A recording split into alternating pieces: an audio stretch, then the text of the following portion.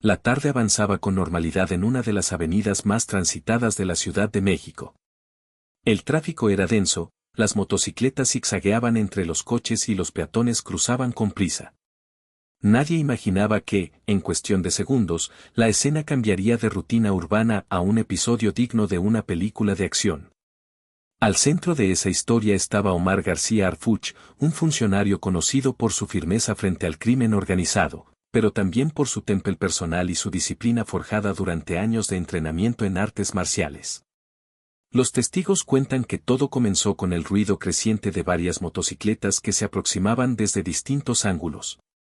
No eran simples repartidores ni jóvenes buscando atajos entre los autos, los cascos oscuros, las chaquetas negras y la forma en que se comunicaban con señas dejaban claro que había una coordinación precisa. El objetivo era uno, rodear el vehículo blindado donde viajaba Harfuch y ponerlo contra las cuerdas. La maniobra sorprendió a los conductores cercanos. Algunos pensaron en un intento de robo, otros en un operativo encubierto. La tensión creció cuando una de las motocicletas se adelantó para bloquear el paso mientras las demás cerraban el perímetro.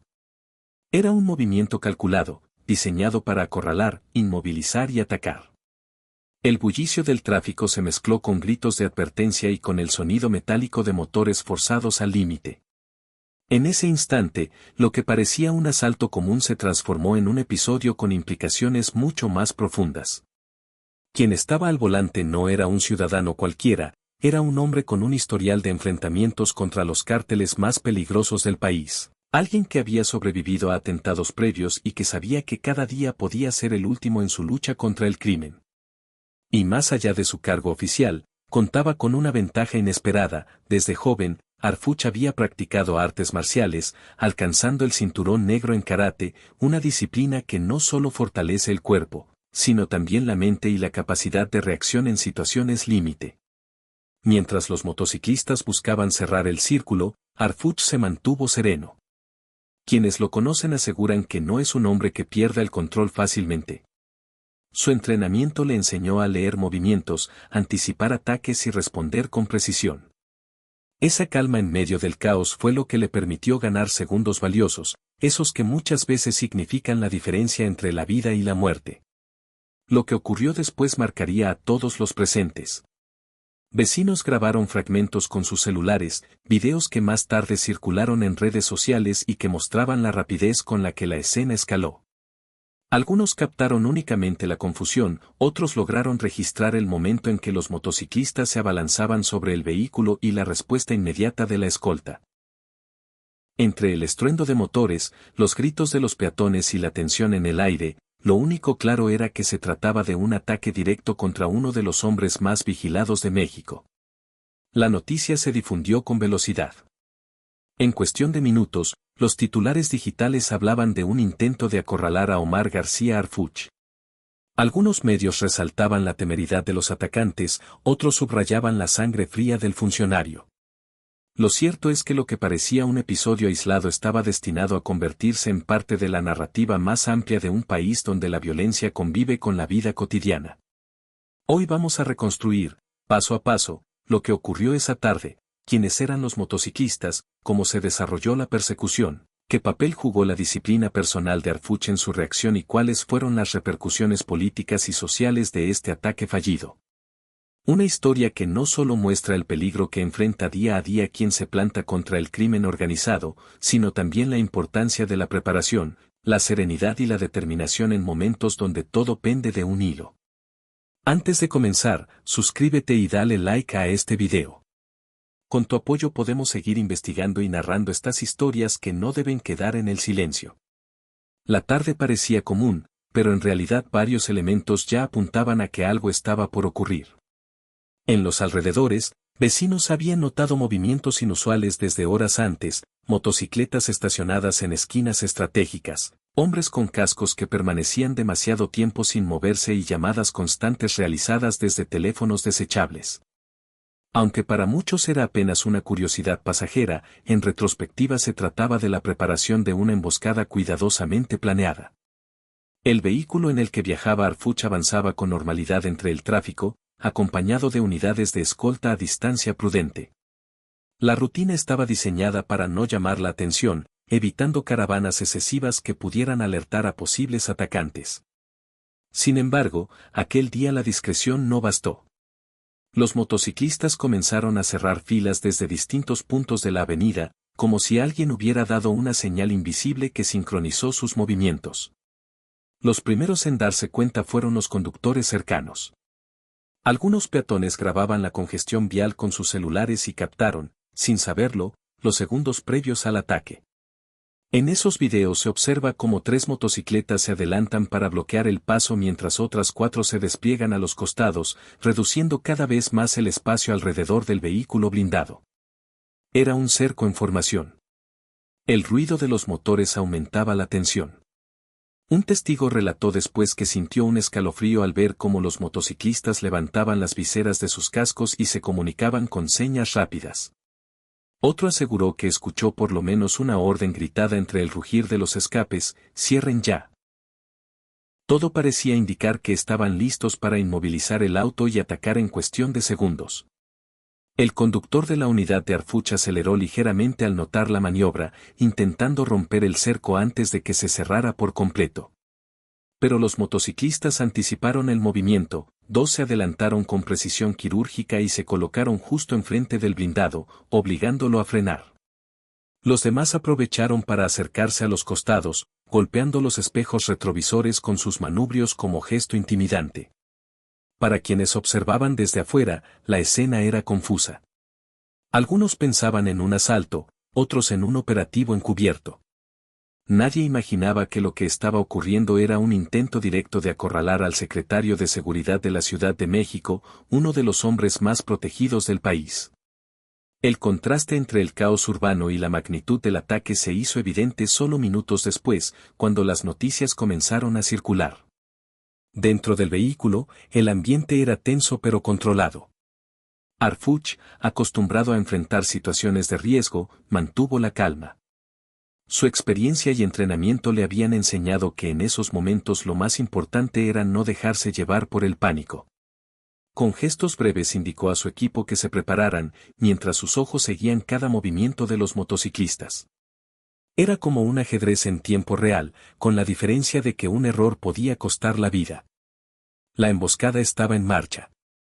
Los atacantes creían tener el control de la situación, pero lo que no sabían era que su objetivo no era un hombre común, estaban frente a alguien que había sobrevivido a atentados anteriores y que, además de sus escoltas, tenía una herramienta inesperada que podía marcar la diferencia: la disciplina y reflejos de un cinturón negro en karate. El momento en que las motocicletas cerraron el paso fue descrito por testigos como una escena de cine.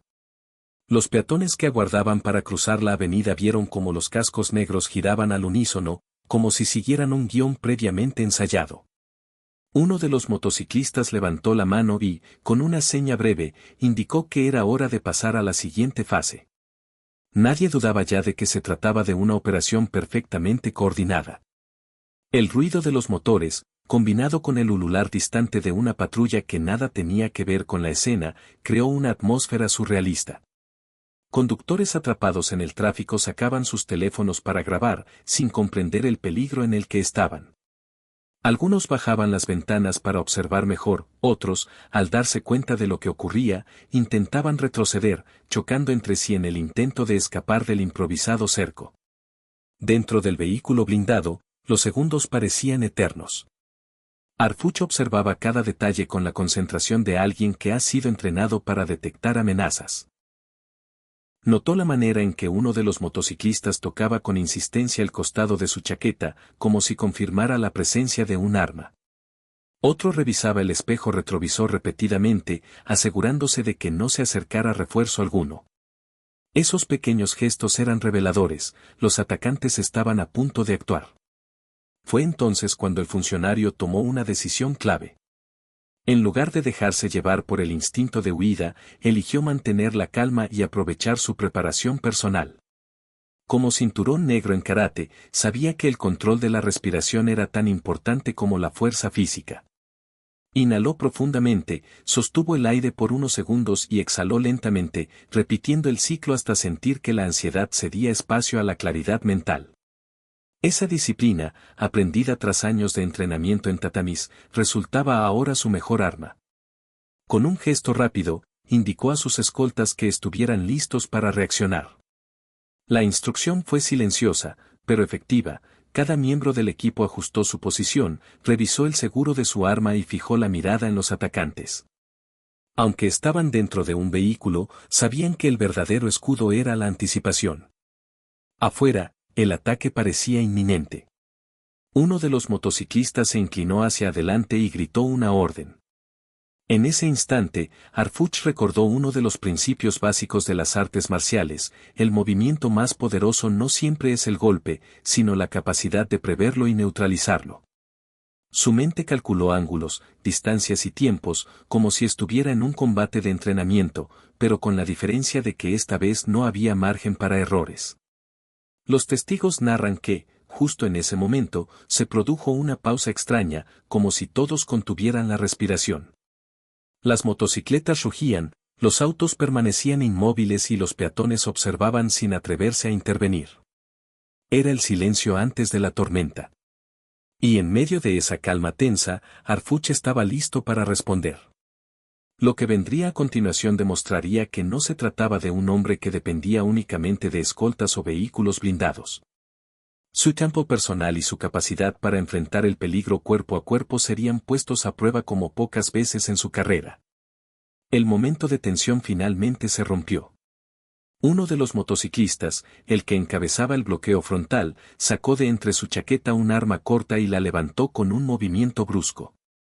No hubo dudas, ya no era intimidación, sino un ataque en toda regla. El grito de alarma de los transeúntes se mezcló con el chirriar de llantas de los autos que intentaban escapar del lugar, generando un caos absoluto en cuestión de segundos. El disparo inicial resonó con fuerza, rebotando en el blindaje del vehículo de Harfuch. La bala no atravesó, pero el impacto hizo que varios peatones cayeran al suelo por el susto. La escena se convirtió en un pandemonium. Gritos, vidrios estrellándose, teléfonos que caían al piso mientras sus dueños corrían en busca de refugio. La escolta de Harfuch reaccionó de inmediato. Con la sincronización de un equipo entrenado, abrieron fuego de contención para disuadir a los atacantes y ganar segundos cruciales. Los motociclistas, sorprendidos por la rapidez de la respuesta, zigzaguearon para evitar los proyectiles, lo que provocó que dos de ellos perdieran el control y chocaran contra autos estacionados. El sonido metálico de los choques se sumó a la sinfonía de caos que dominaba la avenida. Harfuch, dentro del vehículo, se mantuvo firme. La mayoría habría buscado agacharse o cubrirse, pero él sabía que la clave estaba en mantener la calma y observar con claridad. Mientras las balas golpeaban el blindaje, analizaba los movimientos de los atacantes. Su mente funcionaba como un radar, anticipando qué dirección tomarían, en qué momento intentarían romper la formación de la escolta y dónde debía concentrar la atención. Uno de los motociclistas intentó acercarse por el costado derecho del vehículo blindado, buscando un ángulo más vulnerable. Pero la escolta ya estaba preparada. Un agente se adelantó, disparó hacia las llantas y logró desestabilizar la moto, que terminó derrapando violentamente contra el asfalto. El atacante rodó por el suelo antes de ser reducido por otro miembro del equipo. Los videos captados por testigos muestran la confusión del momento. Algunos solo lograron registrar los destellos de los disparos y las motocicletas intentando escapar, mientras otros captaron con claridad cómo la escolta formaba un perímetro defensivo alrededor del blindado.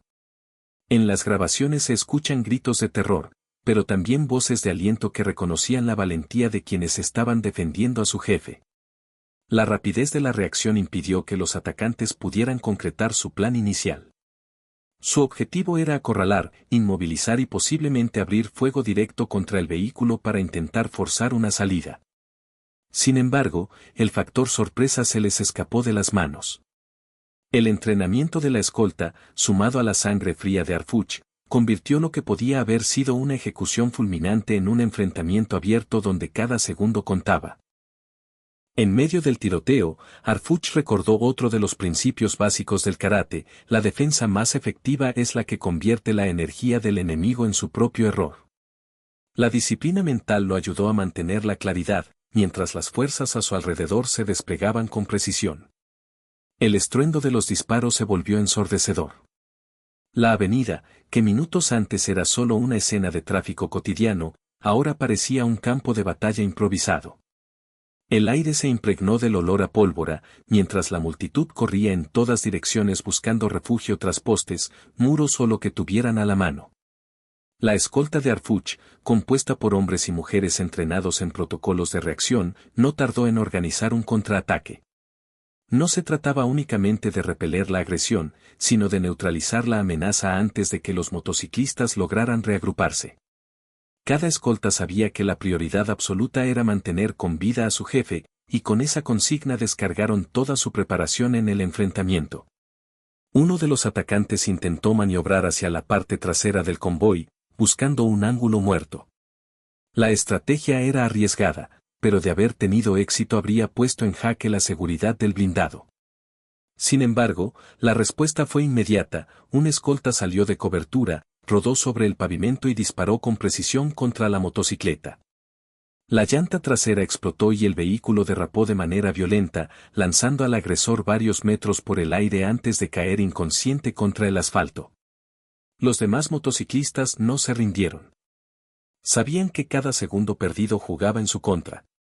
Dos de ellos aceleraron en paralelo hacia el costado izquierdo del blindado, intentando desorientar a la escolta. La maniobra, sin embargo, resultó predecible para un equipo acostumbrado a escenarios de emboscada. Con movimientos sincronizados, los agentes dispararon ráfagas controladas que impactaron en las llantas delanteras. Las motocicletas se tambalearon, perdieron estabilidad y terminaron chocando contra un vehículo particular estacionado. El sonido de los choques fue brutal.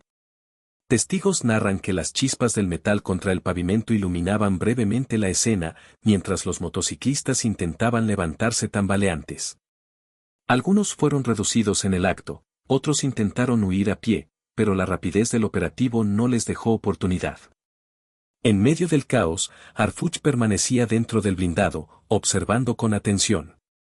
No intervino de manera física en ese momento, pero sí dirigió con gestos claros a sus escoltas, recordándoles la importancia de mantener posiciones defensivas y no dejar huecos. Su experiencia en artes marciales, aunque no aplicada aún en combate directo, se manifestaba en su serenidad y en la manera de leer cada movimiento como si estuviera en un dojo enfrentando múltiples oponentes. La balanza comenzaba a inclinarse. Lo que al principio parecía un cerco infranqueable se transformaba en un escenario desfavorable para los motociclistas. La rapidez con que cayeron los primeros agresores desató la confusión entre los demás. Algunos comenzaron a perder la coordinación, moviéndose sin la sincronía que habían mostrado al inicio.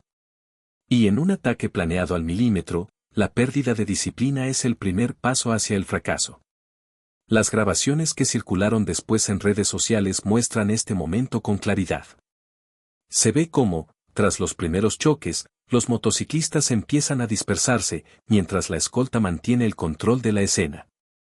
Los disparos continuaban, pero la percepción ya era distinta, quienes al principio parecían cazadores ahora se habían convertido en presas. Hasta ese momento, Harfuch se había mantenido dentro del vehículo blindado, analizando la situación y dirigiendo a su escolta con gestos precisos. Pero el ataque no cedía. Aunque varios motociclistas habían caído, otros seguían disparando y tratando de forzar la retirada del convoy. Era evidente que no se trataba de un asalto improvisado, había un plan detrás, una orden clara de acabar con él sin importar las consecuencias. Fue en ese instante cuando tomó una decisión inesperada. Contra lo que dictaba el protocolo, Harfuch abrió la puerta del blindado y descendió al asfalto. Los escoltas intentaron detenerlo, pero él sabía que su presencia activa podía marcar la diferencia. No se trataba de un gesto temerario, sino de un movimiento calculado, demostrar que no estaba dispuesto a ceder terreno ni siquiera en las circunstancias más adversas. Los testigos aseguran que, al verlo salir del vehículo, la dinámica cambió de inmediato. La figura del secretario en medio de la balacera generó un impacto psicológico tanto en sus aliados como en sus enemigos. Para la escolta fue un impulso de motivación, una señal de que su jefe estaba dispuesto a enfrentar la amenaza a su lado. Para los atacantes, en cambio, fue un golpe inesperado, el hombre al que buscaban acorralar no se escondía, sino que avanzaba hacia ellos con determinación. Harfuch adoptó una postura firme, la misma que había practicado durante años en los tatamis de karate. Su respiración era controlada, su mirada fija y sus movimientos medidos. No llevaba un arma en la mano en ese momento, su mejor recurso era la disciplina que había cultivado desde joven. En medio del ruido ensordecedor, se convirtió en un punto de calma, un contraste que desconcertó a los motociclistas. Uno de los agresores, confiado en que tenía la ventaja, se lanzó hacia el armado con un tubo metálico. Harfuch no retrocedió. Dio un paso lateral, esquivó el golpe con un movimiento fluido y, con la precisión de quien conoce la mecánica del cuerpo humano, aplicó una llave que desequilibró al atacante y lo lanzó contra el suelo. La escena fue captada por un transeúnte y se viralizó de inmediato. El funcionario no solo era un estratega, también sabía defenderse con sus propias manos. Ese instante se volvió simbólico. La multitud, que hasta entonces observaba con miedo, comenzó a aplaudir y gritar palabras de aliento. «No se rinde», gritaba alguien desde la banqueta. La percepción del ataque cambió, lo que parecía un cerco implacable comenzó a convertirse en un ejemplo de resistencia. La participación directa de Harfuch no significaba que hubiera abandonado la estrategia general. Al contrario, con cada movimiento enviaba señales a su escolta sobre cómo reposicionarse y mantener el control del perímetro. Mientras un par de agentes cubrían los flancos, él se mantenía atento a los motociclistas que intentaban reagruparse. Su mente seguía aplicando los principios del karate, usar la fuerza del adversario en su contra, nunca desperdiciar energía y mantener la calma en el centro de la tormenta. El enfrentamiento continuaba, pero ahora la narrativa ya no era la de un funcionario acorralado, sino la de un líder que se mantenía de pie, dispuesto a defenderse y a demostrar que la disciplina personal puede ser tan poderosa como un arma de fuego. El tiroteo había durado apenas unos minutos, pero para quienes estaban presentes parecía una eternidad. La avenida estaba cubierta de casquillos, motocicletas derrapadas y autos dañados por la balacera. El humo de los disparos aún flotaba en el aire, mezclado con el olor a caucho quemado de las llantas reventadas. En medio de esa escena caótica, la escolta de Harfuch mantenía el control, avanzando paso a paso para cerrar el perímetro. Los motociclistas sobrevivientes comenzaron a mostrar señales de nerviosismo. La coordinación que habían exhibido al inicio se había perdido casi por completo. Algunos trataban de escapar entre el tráfico, zigzagueando para perderse en las calles aledañas, mientras otros buscaban cobertura tras vehículos abandonados. La idea de un ataque fulminante se había transformado en una retirada desordenada. Fue entonces cuando la escolta cambió de estrategia. Ya no se trataba solo de resistir, sino de neutralizar. Con movimientos calculados, formaron un cerco alrededor del blindado y comenzaron a avanzar hacia los agresores. Los agentes se comunicaban con señas cortas, avanzaban en binomios y mantenían el fuego controlado para evitar daños a civiles atrapados en la zona. Esa disciplina fue clave para que la operación no se convirtiera en una tragedia aún mayor. Uno de los momentos más impactantes ocurrió cuando un motociclista, en un intento desesperado por huir, aceleró directo hacia una barricada improvisada por la escolta. El impacto fue brutal, la moto chocó contra una camioneta, lanzando al agresor por los aires. Antes de que pudiera levantarse, fue reducido por dos agentes que lo esposaron de inmediato. Ese arresto, registrado en video por un conductor atrapado en el tráfico, se convirtió en la primera prueba tangible de que la emboscada no había logrado su objetivo. Mientras tanto, Harfuch permanecía de pie junto a su blindado, observando cada movimiento. No se trataba de un gesto de arrogancia, sino de liderazgo. Su presencia en el terreno mantenía la moral alta de sus escoltas y proyectaba un mensaje claro: no estaba huyendo, estaba enfrentando la amenaza con ellos. Su entrenamiento en karate volvía a ser evidente en su postura, firme pero flexible, siempre listo para reaccionar. Los atacantes que aún quedaban activos intentaron reagruparse a unos metros, disparando esporádicamente para cubrir su retirada. Sin embargo, la escolta los rodeó con rapidez. Algunos cayeron heridos en el intercambio, mientras otros abandonaban sus motocicletas para escapar corriendo. En ese punto, la balanza ya estaba completamente inclinada. Lo que había iniciado como un intento de cerco contra Harfuch ahora se había convertido en un cerco contra los propios atacantes. Las sirenas de refuerzo comenzaron a escucharse a lo lejos. Patrullas de la policía capitalina se dirigían a la escena, alertadas por las llamadas de emergencia y por los reportes que ya circulaban en redes sociales. El ruido de esas sirenas fue la señal final para los agresores, entendieron que no tenían salida. Algunos arrojaron sus armas al suelo, levantando las manos en señal de rendición, mientras otros fueron inmovilizados por la escolta antes de poder reaccionar. El repliegue había fracasado. Lo que pretendía ser un ataque fulminante terminó en un operativo fallido con varios agresores detenidos y otros neutralizados. La calle quedó en silencio por un momento, interrumpido solo por los sollozos de transeúntes y el eco de los refuerzos que llegaban a la zona. Las sirenas se escuchaban cada vez más cerca, multiplicándose en eco entre las avenidas. Los refuerzos policiales llegaron en cuestión de minutos, pero para los testigos parecían horas. Patrullas de la policía capitalina, camionetas de la Guardia Nacional y unidades de tránsito irrumpieron en el lugar con las torretas encendidas, iluminando la escena como si fuera un escenario de emergencia total. Los primeros en descender fueron elementos armados con rifles que de inmediato formaron un perímetro adicional alrededor del convoy de Harfuch. Su prioridad era doble: garantizar que no quedaran agresores ocultos entre la multitud y evitar que la escena se contaminara antes de la llegada de peritos. El área fue acordonada con cintas amarillas, mientras altavoces pedían a la población que se mantuviera a salvo y dejara el paso libre a los equipos de emergencia. La escolta de Harfuch entregó a los primeros detenidos a los agentes de refuerzo.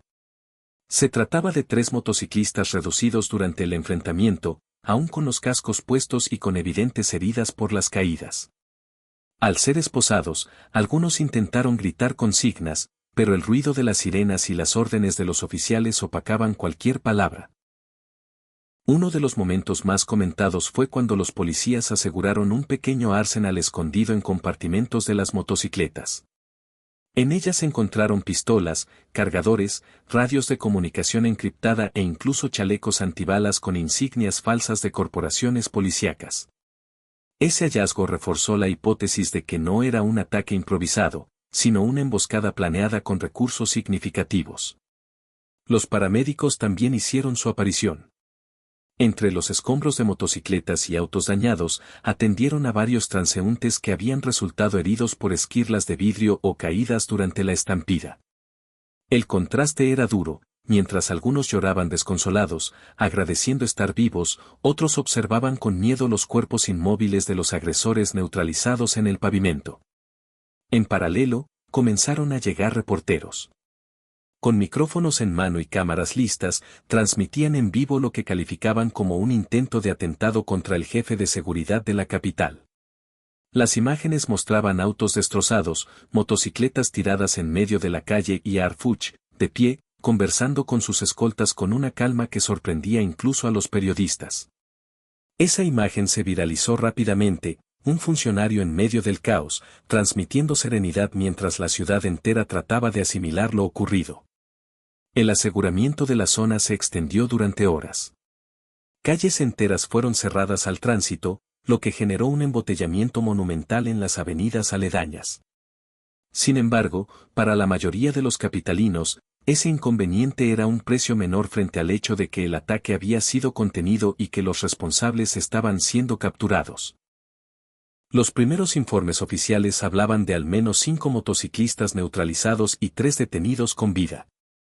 Las autoridades confirmaban que se trataba de una célula con entrenamiento y coordinación, lo que encendió alarmas a nivel nacional. La pregunta ya no era solo quiénes habían ejecutado la emboscada, sino quién estaba detrás financiando y dando órdenes a esos hombres. Con la zona asegurada y los primeros detenidos bajo custodia, la siguiente fase comenzó de inmediato: la investigación. Agentes ministeriales y peritos se presentaron en la avenida para levantar pruebas. Los casquillos dispersos, las motocicletas destruidas y los radios decomisados se convirtieron en piezas clave para reconstruir los hechos. Cada detalle era documentado, desde la posición de los vehículos hasta las trayectorias de bala en el blindado. Las primeras declaraciones de los detenidos, filtradas a los medios en cuestión de horas, apuntaban a que la célula había sido contratada por un grupo delictivo con presencia en varios estados. Aunque no mencionaron nombres específicos, los investigadores sospechaban de una organización que ya había intentado atacar a figuras públicas en el pasado. La hipótesis más fuerte era que el ataque formaba parte de un mensaje, demostrar que podían vulnerar incluso a los funcionarios mejor protegidos. Uno de los hallazgos más relevantes fue el uso de radios encriptados. Los expertos confirmaron que estaban configurados para comunicarse con una frecuencia privada y que los dispositivos habían sido adquiridos en el extranjero.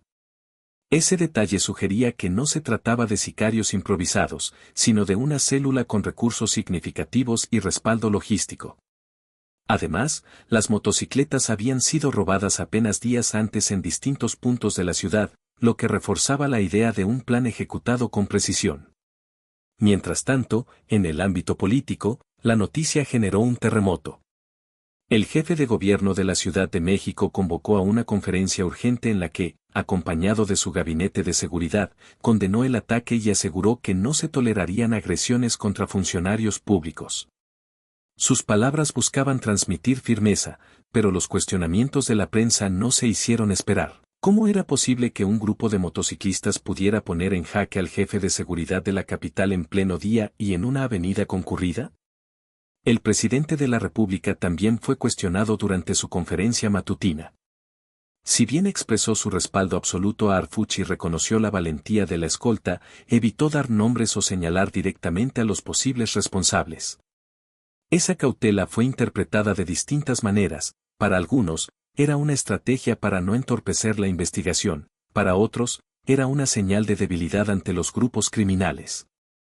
En el Congreso, la oposición aprovechó la coyuntura para exigir una revisión completa de la estrategia de seguridad nacional. Legisladores subieron a la tribuna con pancartas que decían: si atacan a Arfuch, ¿qué nos espera a los ciudadanos? Los debates se prolongaron durante horas, con acusaciones cruzadas sobre negligencia, falta de inteligencia y la necesidad de replantear la coordinación entre fuerzas federales y locales. La reacción mediática también fue inmediata. Periódicos internacionales retomaron la noticia y la colocaron en sus portadas.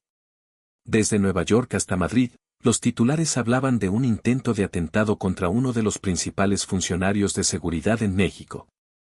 El episodio, lejos de ser un hecho aislado, era interpretado como una muestra del poder que aún ejercen las organizaciones criminales en pleno corazón de la capital. En redes sociales, el tema dominaba las tendencias nacionales. Hashtags como #ataque Arfuch y #ciudad en alerta acumulaban miles de publicaciones. Algunos usuarios compartían videos de los momentos más intensos, mientras otros exigían mayor seguridad en las calles. La narrativa pública se dividía entre quienes aplaudían la valentía del funcionario y quienes criticaban duramente al Estado por permitir que estas escenas siguieran repitiéndose. Lo que había comenzado como un intento de acorralar a un funcionario en una avenida ya se había transformado en un caso emblemático. La investigación apenas empezaba, pero sus repercusiones políticas y sociales eran inmediatas y profundas. En los días posteriores al ataque, la información fluía a cuentagotas de manera oficial, pero las filtraciones y los rumores crecían como fuego en pastizal seco. WhatsApp se llenó de audios anónimos que aseguraban saber la verdad sobre quién estaba detrás del atentado. Algunos mensajes hablaban de un cártel específico, otros de un ajuste de cuentas interno dentro de las corporaciones policíacas. La mayoría eran versiones imposibles de confirmar, pero en una ciudad acostumbrada a la desconfianza, cada rumor encontraba eco inmediato. Los noticieros transmitían sin descanso imágenes repetidas de la avenida donde ocurrió la emboscada. Una y otra vez se mostraban las motocicletas destrozadas, los casquillos brillando en el pavimento y la figura de Arfuch descendiendo de su blindado con serenidad. Ese cuadro se convirtió en un símbolo. Para algunos, era la imagen de un funcionario valiente que enfrentaba al crimen de frente, para otros, la evidencia de que ni los más protegidos están a salvo. Las filtraciones también alcanzaron a los medios tradicionales. Columnistas publicaban supuestas declaraciones de los detenidos, quienes habrían confesado que su objetivo no era secuestrar ni robar, sino eliminar al jefe de seguridad. Otros reportes señalaban que la orden habría venido desde fuera de la capital, como parte de un mensaje nacional de los grupos criminales para advertir que podían llegar a cualquier rincón. En la vida cotidiana, el impacto fue inmediato. Comerciantes cercanos a la zona del ataque reportaron bajas ventas durante días. Muchos clientes evitaban pasar por la avenida, temerosos de que pudiera ocurrir otro enfrentamiento. Los niños en escuelas cercanas hablaban del episodio como si fuera parte de una historia de terror, mientras padres y madres discutían en redes sociales sobre si la ciudad realmente estaba bajo control. El transporte público también se vio afectado. Choferes de taxis y autobuses comentaban entre ellos la cercanía que habían tenido con la violencia y cómo en cuestión de minutos la rutina pudo convertirse en tragedia. Algunos aseguraban que, de haber sabido que el funcionario pasaría por ahí, jamás habrían tomado esa ruta. La sensación de vulnerabilidad era generalizada. Si un convoy blindado podía ser atacado en plena tarde, ¿qué protección real tenían los ciudadanos comunes? Las imágenes del ataque también generaron debate sobre el papel de las redes sociales en estos episodios. Videos grabados por transeúntes circularon sin filtro, mostrando escenas de disparos y motociclistas derrapando. Para algunos, era una muestra de transparencia que ayudaba a comprender la magnitud de lo ocurrido. Para otros, era una exposición innecesaria que revictimizaba a los presentes y generaba más miedo. A nivel emocional, el impacto fue profundo. La capital, acostumbrada a convivir con noticias de violencia en otros estados, se enfrentaba ahora a la realidad de que los cárteles podían actuar en el corazón mismo de la ciudad. Conversaciones en cafeterías, oficinas y transportes giraban alrededor del tema: ¿qué tan segura era la vida diaria? ¿Qué tanto podían confiar en que las autoridades realmente los protegieran? El episodio no solo dejó heridos y detenidos, dejó también una cicatriz psicológica en miles de capitalinos que fueron testigos directos o indirectos de la emboscada. Y esa huella, invisible pero poderosa, se convirtió en uno de los retos más grandes para las autoridades: recuperar la confianza de una ciudadanía que había visto con sus propios ojos lo cerca que está la violencia de su vida cotidiana. A medida que pasaban los días, el caso dejó de ser solo una nota roja para convertirse en un tema de debate nacional. Los expertos en seguridad fueron invitados a todos los noticieros para analizar lo ocurrido. Algunos coincidían en que el ataque demostraba un alto grado de planeación, la sincronización de los motociclistas, el uso de radios encriptados y la elección de una avenida concurrida señalaban que no era un simple intento de asalto, sino un golpe directo contra la estructura de seguridad capitalina. Otros analistas, en cambio, insistían en que la clave del episodio no estaba solo en la violencia del ataque, sino en la reacción de la escolta y en la calma de Arfuch. Cuando un funcionario transmite serenidad en medio del caos, manda un mensaje poderoso a la ciudadanía y a los propios agresores, afirmaba un especialista en manejo de crisis. Esa narrativa fue retomada por varios medios. Más allá de la emboscada, lo que quedaría grabado en la memoria colectiva era la imagen de un funcionario que no se doblegaba. Las repercusiones políticas continuaban escalando. En el Congreso de la Unión se organizaron mesas de trabajo especiales para revisar los protocolos de seguridad de funcionarios públicos. En la opinión pública, la presión iba más allá. Los ciudadanos pedían que esa misma atención y protección se aplicara también a la población común, que día tras día enfrenta la violencia sin blindajes ni escoltas. Internacionalmente, el episodio fue interpretado como una señal de la magnitud del reto que enfrenta México. En periódicos de Estados Unidos y Europa se analizaba cómo los grupos criminales tienen la capacidad de operar en pleno corazón de la capital y desafiar directamente al Estado. Reportajes especiales comparaban el atentado con otros ataques previos contra funcionarios de alto rango, subrayando que la violencia mexicana ya no conoce límites geográficos ni jerárquicos. La narrativa en redes sociales evolucionó también. Después del miedo inicial, comenzaron a circular mensajes de apoyo a Arfuch y a su equipo. Usuarios compartían frases como "no nos van a intimidar" o "la ciudad se defiende", intentando transformar la sensación de vulnerabilidad en un discurso de resistencia colectiva. Sin embargo, también había voces críticas que recordaban que la valentía de un funcionario no basta si el sistema sigue permitiendo que los ataques se repitan. El caso se convirtió en una especie de espejo para la sociedad mexicana. Por un lado, mostraba la capacidad del Estado de resistir y responder con rapidez. Por el otro, evidenciaba la vulnerabilidad latente que todos comparten. La violencia puede irrumpir en cualquier esquina, a cualquier hora, sin importar cuán protegido se esté. Esa dualidad es la que mantuvo el tema vivo durante semanas, alimentando debates en cafés, sobremesas familiares y aulas universitarias.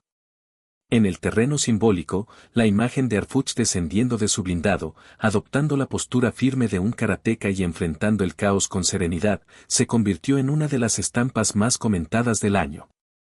Era más que una anécdota, representaba el ideal de un líder que no solo dirige desde la distancia, sino que se planta en el terreno, hombro a hombro con sus hombres. La reflexión final que quedó flotando era clara: el crimen organizado puede planear emboscadas y ejecutar ataques con precisión, pero la disciplina, la preparación y la determinación también juegan un papel decisivo. En este episodio, la diferencia entre una tragedia total y un desenlace controlado estuvo marcada por la reacción de un equipo entrenado y por la serenidad de un hombre que, más allá de su cargo, supo aplicar los principios aprendidos en el tatami a la vida real. Suscríbete y comparte este video. Historias como esta merecen ser contadas, no solo para recordar lo que ocurrió, sino para mantener viva la conversación sobre la seguridad y la resiliencia de nuestra sociedad.